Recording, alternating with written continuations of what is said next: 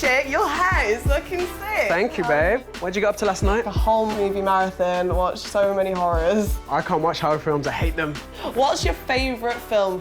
Pulp Fiction, the best movie of all time. The outfits. The dance, John Travolta. Iconic. You look like you should be on a movie set with that haircut and that outfit. I literally feel like Miami Vice. Deadstock is about that special piece that makes you go absolutely wild. There must be so many things out there hidden away, and people just don't know what they're worth. You've got to look at markets, car boot fairs, house clearances, anywhere you can.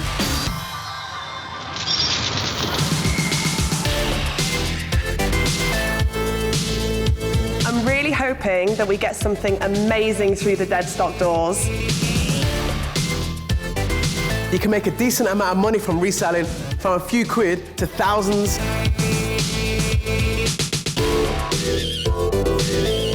Tattooed. Whoa!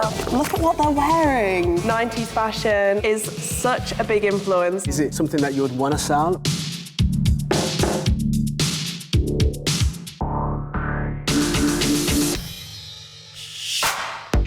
I'm a big collector of memorabilia, the kind of film, comic, dorky kind, I guess.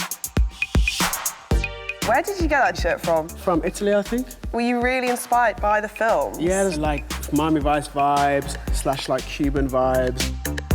I used to go and look at these as a kid and kind of get transported into a place. What's up? How are you? I'm well. My name's Youth, good to meet you. I'm Fee, nice to meet you. Isaac. What have you brought with us today, then? I've brought a collection of UK cinema quad movie posters. OK. Tell us a little bit about how you got these. I've got probably another 145. So this is like a selection of that collection. Quad posters are limited edition. They aren't available to buy for the public. They're in the cinema. The way to tell you might have one is by the size. They're 30 by 40 inches, and they're also printed on both sides. The fact that Isaac's got them, it's just something special. Basically, I worked at a cinema. You were able to get posters as a member of staff if you requested them. And then in the end, yeah, I just kind of found that I had a collection of film posters. One of the earliest memories I have of seeing a poster for a film that I couldn't see was Terminator 2. So I was, 8 years old? That image of Arnold Schwarzenegger on the bike with the gun in the sunglasses, they mean a lot. They really mean a lot. You know, I've held on to them for a long time. Which pieces have you brought with you today? So this is a Trainspotting one. This one is Donnie Darko, signed by the director Richard Kelly. OK. And then I think this one is Clueless. I am dying to see this Clueless poster just because I want to see what everyone's wearing. Can you believe I just want to see it? OK, cool. For my own fashion inspo. Clueless is such a big influence on my fashion. Oh my God. Wow. That's incredible. So amazing. Look at what they're wearing. You see girls now wearing all those outfits. It's iconic. Bucket hats, mini skirts. The Clueless poster is 24 years old, so I'm looking at it and thinking, wow, the styling on there, everything's so relevant to today. It's just so cool. I just love how bold the colours are in it as well. It's just standing out, kind of typical of the time. With the Clueless poster, the damage at the edges is really going to affect the price. It's not in great nick, but it's such an iconic poster. The artwork is absolutely amazing, so I think it will hold its value. You know what? I never really thought about posters, but now I think you might have got me into them. The one that I probably think is the best is this Trainspotting one. That is... Wow. That's the preview poster. I have a feeling this would have been released a couple of months before the film came out, so this could be, late 1995. It's in pretty good condition. It's slightly damaged. Someone has done something to it. I can see someone's drawn on the face. Shall we flip it? Wow. OK, so this looks like it's in almost perfect condition, the back. Trainspotting only played in about 600 cinemas in the UK, so there's only probably about 1,000 of these ever printed. I was 14 when Trainspotting came out. I remember that film coming out and me not being able to see it at the cinema. That poster is massively, massively riddled with nostalgia. These posters were issued about 20 years ago. Finding one in mint condition, it's almost impossible. What a find, really. Well done, Isaac. Really great. Would you say that you're interested in selling the ones you've bought today? If someone else out there really likes them and really wants them and is willing to put them up and not just store them under the stairs like I'm doing, then yeah. One person's trash is another person's treasure, isn't it? You never know. There's always someone out there. Well, we can do a little bit of research, can't we? And we can try and find out how much we're going to get for you. Leave it with us. All right, safe. We'll see you later with hopefully some good news. I think they were both pretty stunned to see them, to be honest. Why do you think was so amazing? To say you got all those for free as well. Yeah, perfect. Lovely. Who has a collection of movie posters like that? Me.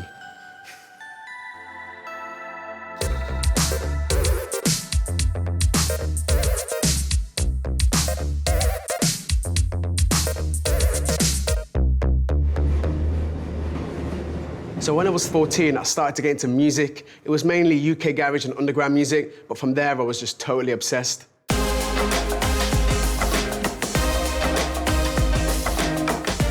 started to notice the relationship between the clothes and the music. I just really loved the way they were both interlinked. I fell in love with brands like Moschino, Versace, Valentino, all of those Italian brands. These were massive in the scene.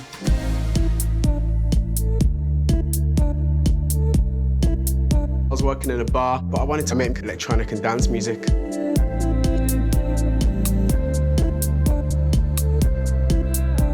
When I went traveling to Asia, everything changed. I became obsessed with going to markets and finding pieces that I could buy for cheaply. When I got back, I quit my job and went full-time into reselling. Never looked back. The first items that I sold were a t-shirt and a bag. I'd sent them both to the wrong people, and I got them both to send it back to each other. I go overseas to get items, go to markets. I love the thrill of finding something that you're not expecting to see.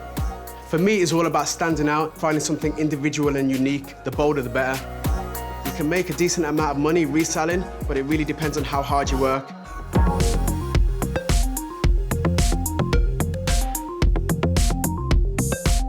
It's come full circle because now I buy and sell clothes and make music. They both help each other.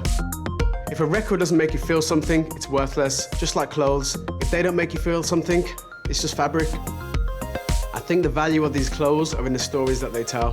When I pick up a vintage piece, I'm thinking about who might have owned it before, where it might have been, and really how it would have made that person feel.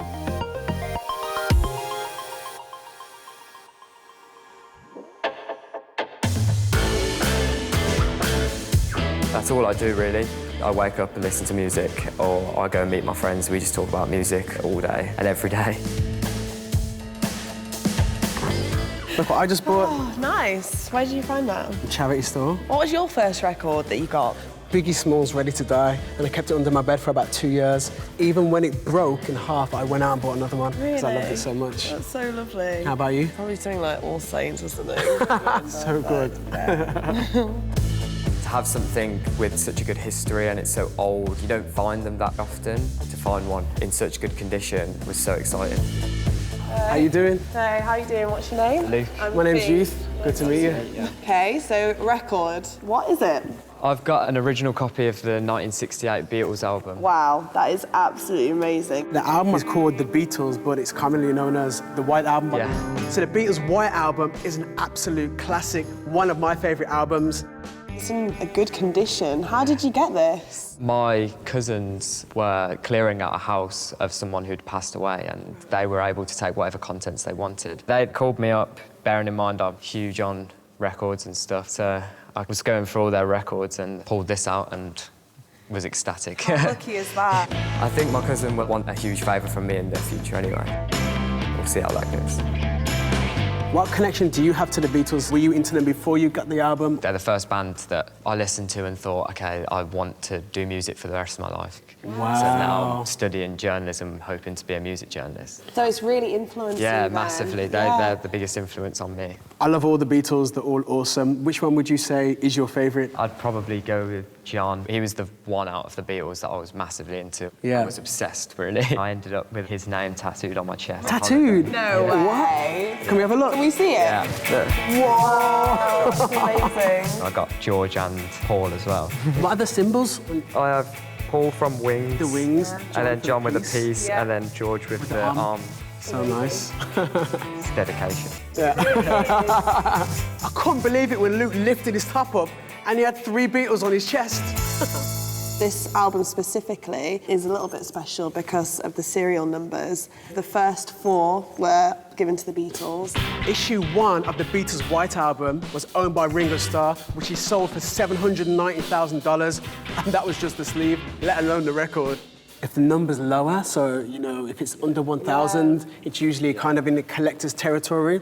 This number isn't in 1,000, but the condition is beautiful. It's still got all the inserts, the photos. If you were to go to auction with this, because it is in such good condition, the price is going for around 100 to 150. So, yeah. Right now, it's only worth 150 quid, but if Luke holds onto it, the value's only gonna go up. Is it something that you would want to sell, or? I think it's got too much sentimental value to me. Of course. The fact that it's come from another owner who's treated it so well, I feel like I have moral responsibility to take care of it. It's almost worth holding on to because you're a collector of vinyl anyway. You're in music, maybe it's meant to stay with you. Thank you. Yeah, take care, Luke. Thank you. Bye-bye. Such a nice piece. I think this is something that I'd love to pass down to my children if I have any, and hopefully continue the legacy of the Beatles, which I will definitely be forcing onto them when they grow up. Oh, hi. I was just wondering if you could help me. I've got some amazing posters.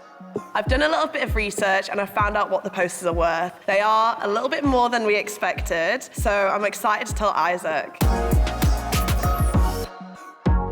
How are you? I'm good. Oh. I'm a bit nervous. Are you excited to know how much they're worth? Yeah. We'll start on the right. We've got the Clueless poster, iconic movie. Because of the condition, you know, it is around 30 to 60 pounds. Okay, yeah? cool. Donnie Darko, because it's signed by Richard Kelly, the director, we valued it to around 80 to 100 pounds. Sick.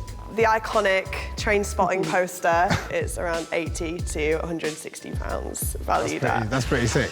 It's difficult to price this one up because there's literally no others that we saw online. Oh, really? Yes. Yeah. Okay. What do you think? Do you want to take them to auction? Yeah, why not? Yeah? Yeah. Okay, brilliant. I can't wait. I'm sad to know that they won't be in my collection. I'm not sad to see them go, if that makes sense. I'm still a dork, but like, I'm not that much of a dork. If you've found something cool in your loft, you've got to do your research and make sure you sell it for what it's worth. If you're selling stuff online, it's a total different ballgame. You've really got to value your items so that your customers do too. When you're selling, you want to make sure that you're photographing well, showing the quality of your item, do an amazing description that really sells that product.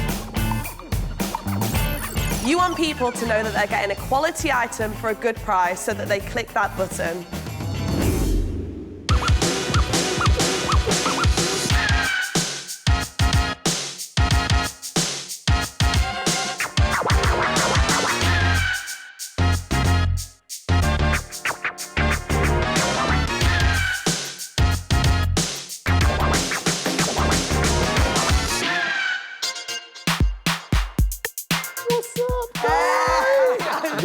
Good to see you. How are you doing? So how are you feeling about today? You think they're going to sell? Yeah, I feel like 1 or 2 might sell. I was looking at some of your reserve prices and they're actually a lot higher than we probably would have put them. Yeah. And what's your reason for that? Just naivety. I've got to think about what the auctioneers take as much as kind of what I'm going to get. Big part of it for you, Isaac, is that they hold so much sentimental value. Yeah. And because you've got them from the cinema yourself, the price basically has to be right. That's what I'm gathering. If they don't sell today, are they going to go back under Mum's stairs? No, I'm going to basically do an exhibition. I'm going to exhibit like 50 of them and I'm going to do like a blind auction. That is amazing. That's so great. You guys inspired me to do that, man. Hopefully We'll get them sold today, so I reckon we should go and see. Yeah, let's go see. Come on. Last chance. Sold. Haven't felt this nervous since the finale of Bodyguard. Have you seen anything you're interested in? That that samurai outfit. It's insane. That is actually amazing. I want to wear that to my local You supermarket. could just have it in the kitchen, you'd be fine, it'd look great. Taking your items to auction is always a bit of a gamble. The right buyer just might not be there on the day. Are you ready? Hold hands, let's do it. You ready? Holding hands. We have a clueless British quad film poster. Starting the bidding off at 75. 75. Anyone going to give me 75? 75. Yes. 80. Yes, 80. 85. Yes. 90. Yes. Interesting. 95. Are you bidding like? Not today. Oh, see, so it didn't go because my reserve was too high, isn't it? 95 quid was the top bid, but it's not sold. Hopefully we'll have some more luck with train spotting. 2439C, a train spotting poster. Starting again at 75. Train spotting, this should go. Anyone going to give me 75? Please, someone give me 75.